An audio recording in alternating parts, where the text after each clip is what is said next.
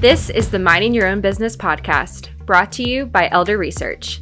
Each episode will bring in data and analytics gurus from around the world as they regale us with their data analytics stories and enlighten us with their secrets for how to turn data into actionable insights. Now, here's our host, Evan Wimpey, who will guide us as we dare to mind our own business. Hello, and welcome to the Minding Your Own Business podcast. This is episode 2. We have survived past episode 1. Can you believe it? I'm excited today to introduce Alex Cunningham, who's the manager for advanced analytics at Church and Dwight. Alex has a pretty long tenure there at Church and Dwight, which we'll get into here in just a moment. He has a bachelor's in economics from the College of New Jersey and an MS in data science from Northwestern University. Alex, welcome to the show. Thanks for coming. Oh, it's an honor and a privilege to be here with you, Evan. This is really making my day today. I'm so excited. Fantastic. You are selling it well, sir. Why don't to get started, why don't you give us a little bit about your background? You've spent quite a bit of time at Church and Dwight, some of that in analytics, some of that outside of the space of analytics. So maybe just talk about sort of your career trajectory there. And actually, maybe you do a quick introduction of Church and Dwight as well. Some folks probably don't realize that they know Church and Dwight, but there's a lot of familiar brands there. So maybe just talk a little bit about who Church and Dwight is. Oh, absolutely. Well, Church and Dwight is a fantastic company who many people may not have heard of, but have probably heard of our brands. We're the parent company to Arm & Hammer. We also own Trojan, First Response, Batiste, dry shampoo, Arm & Hammer cat litter, of course, our laundry detergent as well. We make about 54 different consumer brands, most of which are sold here in the United States, but our international footprint is growing and expanding very rapidly, and we're really excited about what that means for the future of this company, and what data science and analytics can do for us, to fulfill those goals. Awesome. Yeah. Big company, big footprint for sure. Can you talk a little bit about your history there? You haven't always been in data science and analytics? Absolutely. So, really fortunate to work for an organization that really believes in investing in those that work for them, and providing opportunities to really grow cross-functionally. And so I've benefited from coming in here as a co-op while I was still a student, which turned into my first career here at Church and Dwight, working in the back end of SAP systems with our IT group. I matured from that into some business analytics, is what we were calling it at the time. I then had an opportunity to jump over to finance, which was fantastic.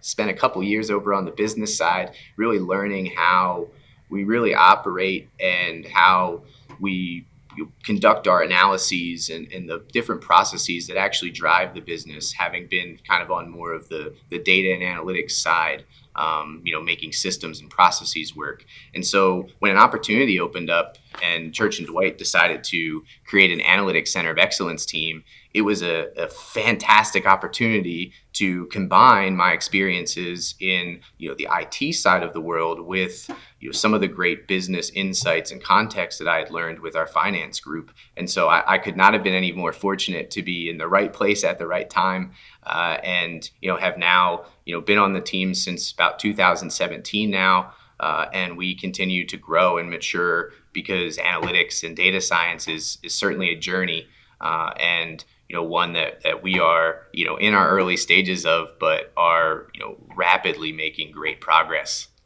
Yeah, that's fantastic, and I wouldn't say it's rare necessarily, but I think it's overlooked how valuable it can be to come from the business and understand how the business functions into this analytics role instead of just the analytics background and never having worked outside of analytics within the company. So I think that's a pretty valuable vantage point to have.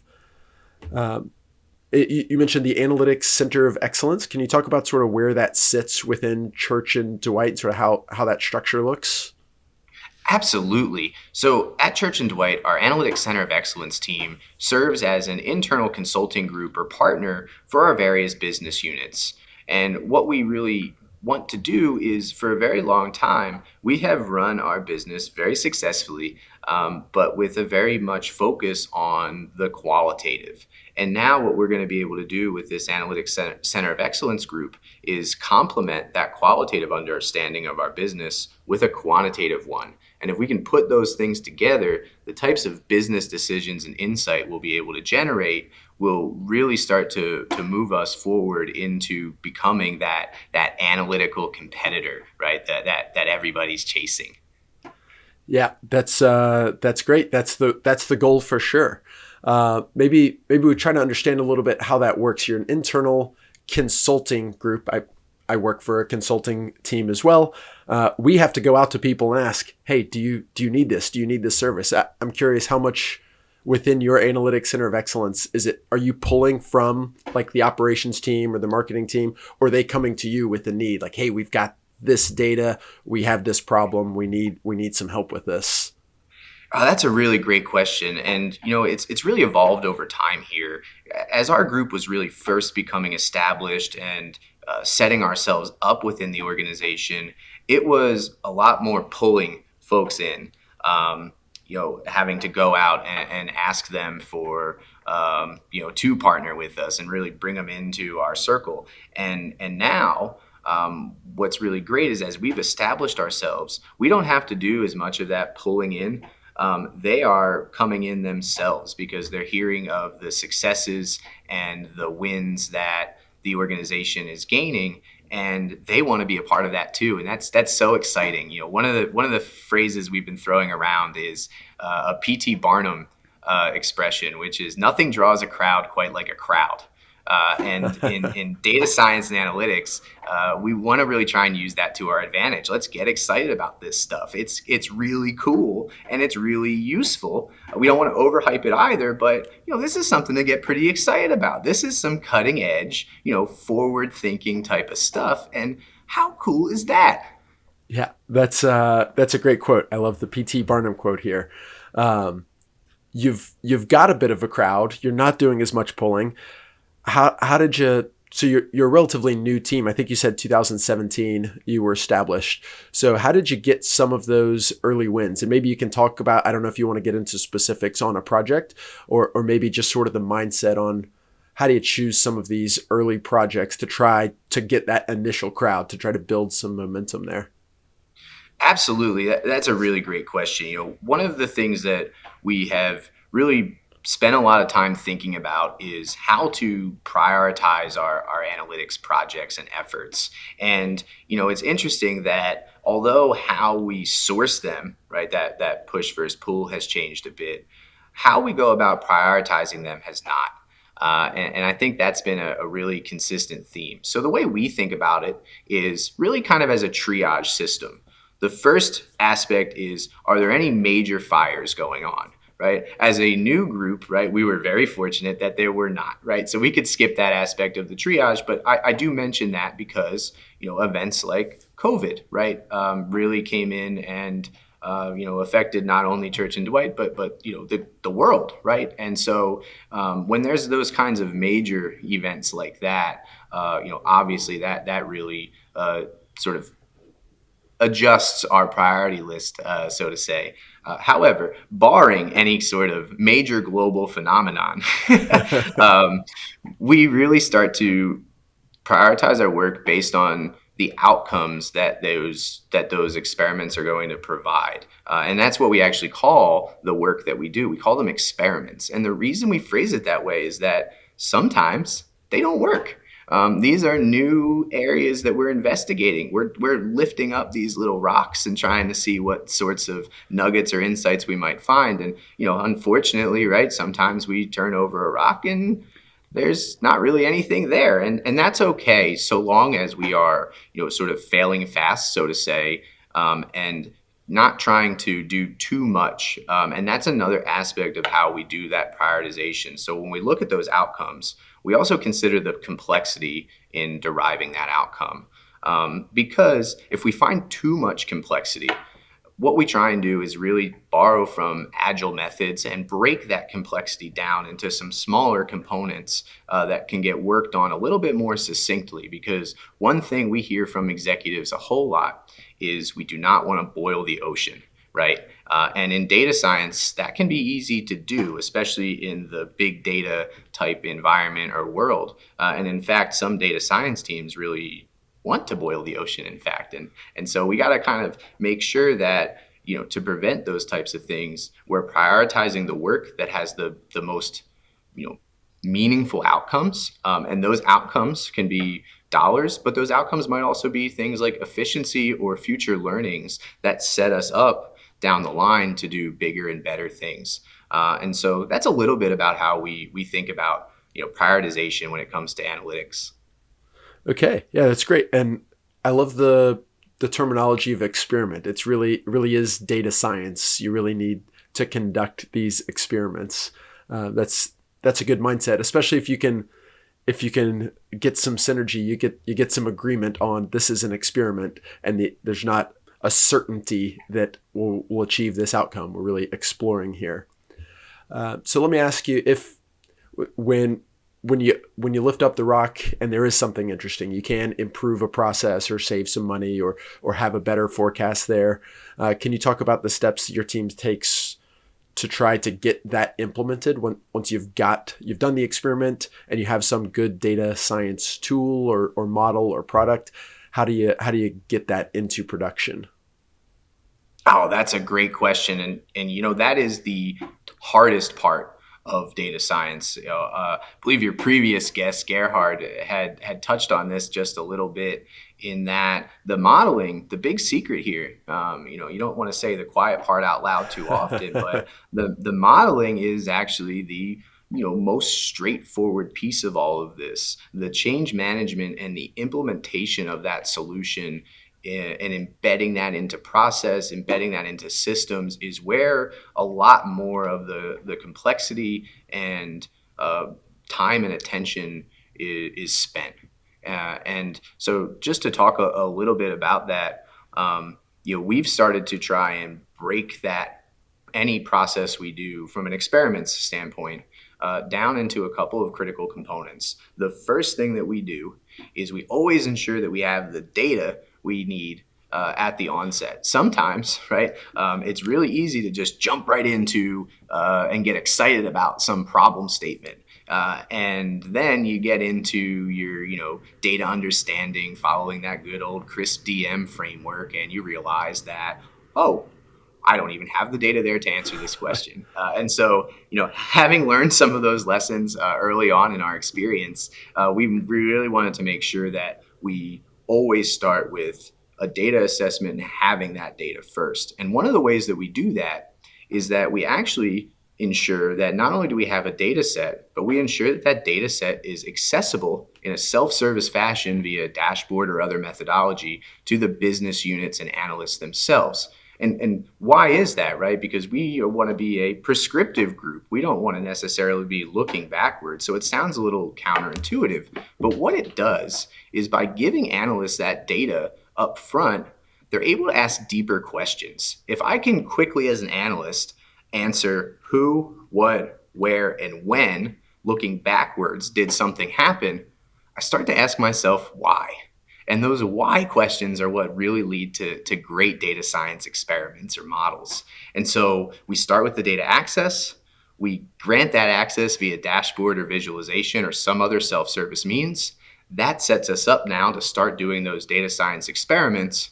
And once we actually create some sort of data science asset, right, a model or some sort of analytical framework for answering a question, really what we then want to do is actually take a bit of a pause and treat that solution almost as a semi-finished good, right? Coming from the manufacturing space, right? The data is our raw materials and the model is a semi-finished good. Well, the thing about a semi-finished good, right, is that semi is the opportune word there. We need to take that all the way to completion, and to do that, to make our finished product, what we've started to call that phase is operationalization of our models. And that operationalization is really where we define the processes and the workflows, in a lean sort of sense, right? Developing standard work and train the analyst community on how to conduct that standard work or what these new processes would be, figure out the on-ramps to integrating this solution with existing systems and architecture. And we treat that really as a wholly separate effort from this experimental piece that we conduct up front. And it's really because it does take so much time and attention and is such a different animal that we treat it as such. And so that's just a little bit on how we start to think about implementing the things that we do so that they don't turn up and be shelfware, right? Nothing is more sad than when you create a really great solution and it just gets put up on a shelf up here, and it's interesting and it might be really insightful, but it never makes its way back off that shelf. And we want to try and make products that data products, right, that don't end up on shelves but end up on in users' hands. Yeah, that's great. That's for the academics. Let them do the interesting stuff just to be interesting. I think it's a really useful tool to try to give that analyst that's sitting within the business the dashboard to try to give them the descriptive information and let them sort of ask the why questions, let them develop the business question that you need to answer. And presumably that helps on the back end. So once you've got the semi-finished good and you're ready to productionalize it, and it's going to change the way that analyst does their job or that business makes decision. Well, they were helping on the front end too. So they're more prepared to implement the change on the back end. Absolutely. And the other thing with that I think is an important aspect is it really makes our business partners true partners, right? Nobody wants to, especially in this space, data science and analytics can be scary. Folks can be concerned that they're going to be replaced by some algorithm that they're not, right? That is not a good way to do business or think about this. Folks might be a little bit intimidated about their own skill set or lack of knowledge perhaps or experience in math or statistics. But that's what becomes important in having this group be that real partner to say, oh, you don't have to worry about those aspects. We'll take care of those pieces. You provide the context, provide that subject matter expertise, provide how you're going to use this to make an actual decision. And we'll worry about some of the mathematical intricacies or other aspects. And so to let people know that you're here to provide them an insight and not provide them the direct answer or some crystal ball that's going to do everything for them is really important context in dealing with these groups. Yeah, that's great. That's really important context for sure.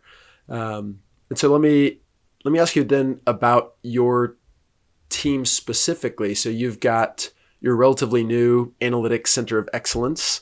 You've got a handful. I'm not sure if you're okay to mention how big the team is right now that actually sit in the Analytics Center of Excellence that need to build this rapport and help deliver the dashboards and then do the experimentation and push this semi-finished good out and focus on both the technical and this change management aspect.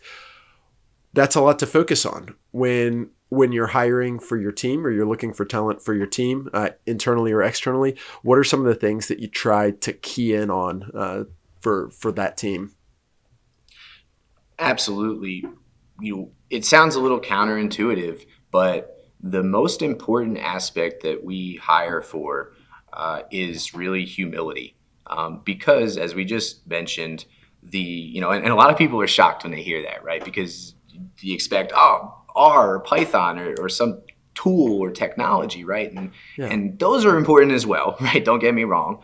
However, empathy and humility, right? Very two closely related traits are what allow us to become those good partners to folks in the business in that internal, consulting type capacity. We're humble enough to admit that we're not the experts here. We might be pretty good at some of the math and some of the modeling, but when it comes to making business decisions, that is what these folks do for a living. And so we want to be respectful of that. And being humble in that approach is what allows us to be that good partner. And the close cousin of humility is empathy. And that empathy allows us to understand when folks are having hesitation because they're uncomfortable about the context or some aspect of the experiment.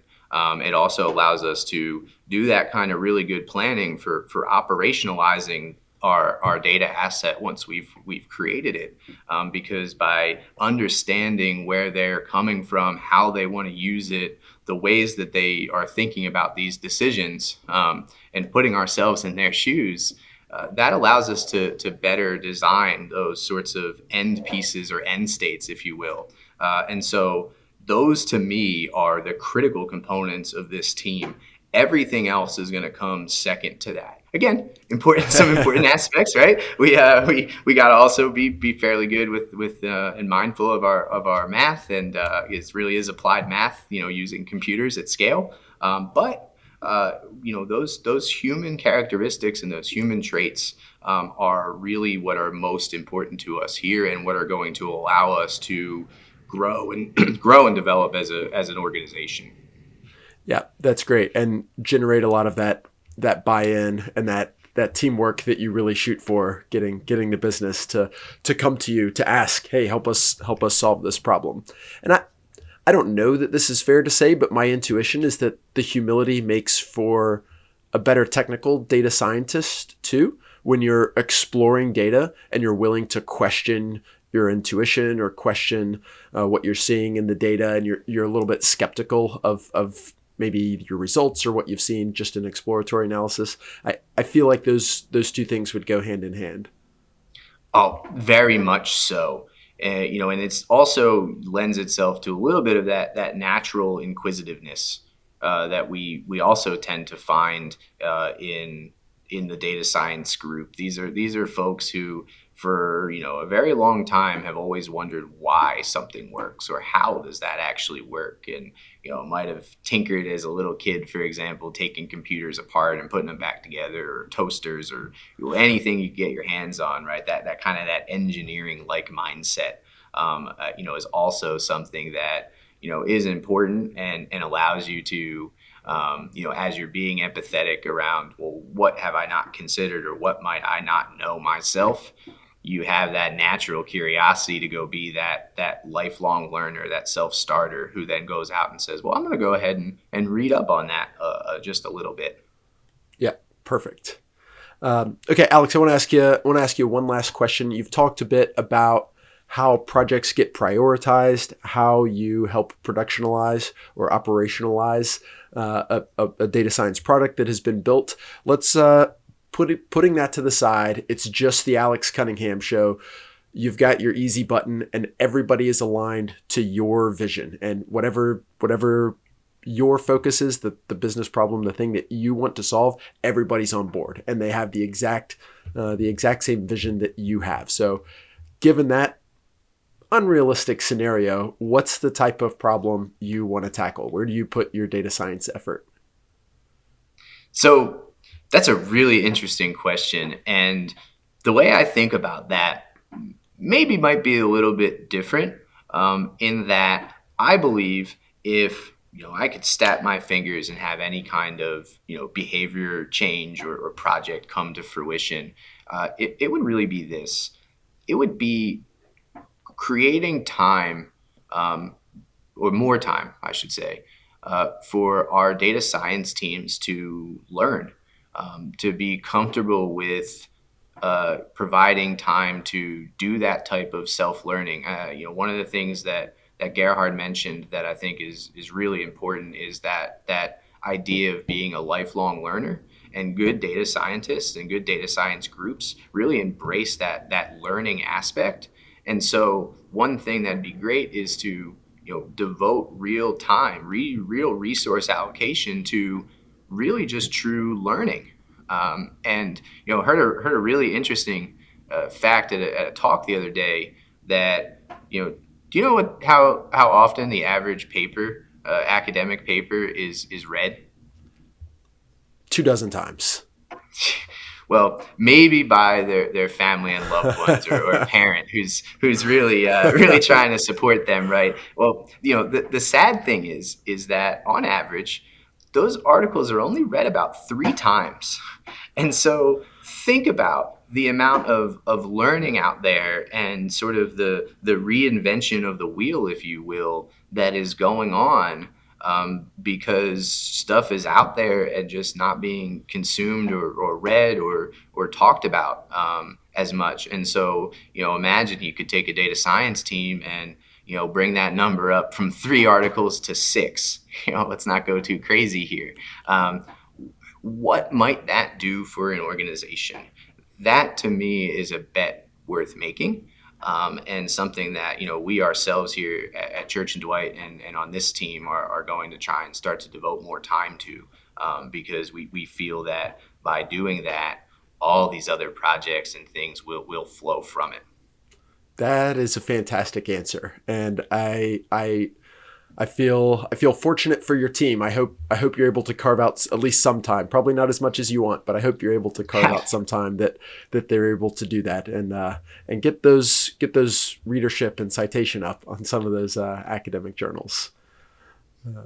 Alex, thank you so much for taking the time out of your day to come here and chat with us. It's been super useful, super helpful. Alex Cunningham, thank you very much. Hey, thank you. This has been an honor and a privilege, and really looking forward to doing more in the data science space, and really helping to be a good partner to transform our organization, an organization that I very much love, into our future analytical competitor selves. Fantastic. Alex Cunningham, thanks so much. Thanks for listening, everyone. That's all the time we have for today. Be sure to like, subscribe, multiply, and divide, and we'll see you next time on the Minding Your Own Business podcast. So back with Alex Cunningham for a quick joke that he hopes to tell. Alex, you've got a statistics joke for us? Oh, absolutely. So, hey, Evan, you've asked me a lot of questions, so I have a little bit of a question for you. Okay. Why was 4 afraid to ask 5 out on a date? Couldn't tell you. Well, unfortunately, 4 was too squared. Oh, Alex, some numerical humor. There we go. Hey, I'll keep thanks, my Alex. day job, but hey, we always got to have a little bit of fun with it, right?